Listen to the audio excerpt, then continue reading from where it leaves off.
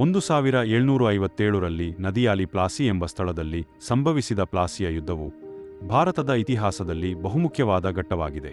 ಈ ಯುದ್ಧವು English East India ಕಂಪನಿಗೆ ಭಾರತದಲ್ಲಿ ಆರ್ಥಿಕ ಮತ್ತು ರಾಜಕೀಯ ಶಕ್ತಿಯನ್ನು ಸಂಪಾದಿಸಲು ದಾರಿ ಮಾಡಿಕೊಟ್ಟಿತು.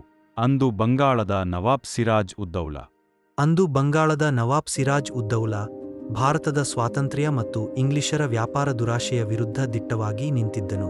ಇಂಗ್ಲಿಷರು ಆಕಸ್ಮಿಕವಾಗಿ ಬಂಗಾಳದ ರಾಜಕೀಯ ವ್ಯವಹಾರಗಳಲ್ಲಿ ತಲೆಹಾಕುತ್ತಿದ್ದರು. ಇದರಿಂದ ಸಿರಾಜ್ ಉದ್ದೌಲಾ ಕೋಪಗೊಂಡನು ಮತ್ತು ಇಂಗ್ಲಿಷ್ ಕಂಪನಿಯ ಮೇಲೆಯೇ ದಾಳಿ ನಡೆಸಲು ತೀರ್ಮಾನಿಸಿದನು. ಇಂಗ್ಲಿಷರ ಮುಖ್ಯಸ್ಥನಾದ ರಾಬರ್ಟ್ ಕ್ಲೈವ್ ಬಂಗಾಳದ ಕೆಲವು ಮಹತ್ವದ ಗುತ್ತಿಗೆದಾರರನ್ನು, ಜಾಗೀದಾರರನ್ನು ತನ್ನ ಕಡೆಗೆ ತಿರುಗಿಸಿಕೊಂಡ. ವಿಶೇಷವಾಗಿ ಮೀರ್ ಜಾಫರ್ ಎಂಬ ಸಚಿವನನ್ನು ವಂಚನೆಯ ರಾಜಕೀಯದಿಂದ ತನ್ನ ಪಕ್ಷದವನ್ನಾಗಿ ಮಾಡಿಕೊಂಡನು.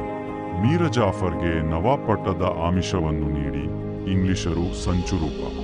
ಪ್ಲಾಸಿಯ ಯುದ್ಧವು 1757ರ ಜೂನ್ 23ರಂದು ನಡೆಯಿತು. ಸಿರಾಜ್ ಉದ್ದೌಲಾ 18,000 ಸೈನಿಕರೊಂದಿಗೆ ಬಂದಿದ್ದನು. ಆದರೆ ಇಂಗ್ಲಿಷರು ಸುಮಾರು 800 ಯುರೋಪಿಯನ್ ಸೈನಿಕರು ಮತ್ತು 2,300 ಭಾರತೀಯ ಸಿಪಾಯಿಗಳೊಂದಿಗೆ ಬಂದಿದ್ದರು.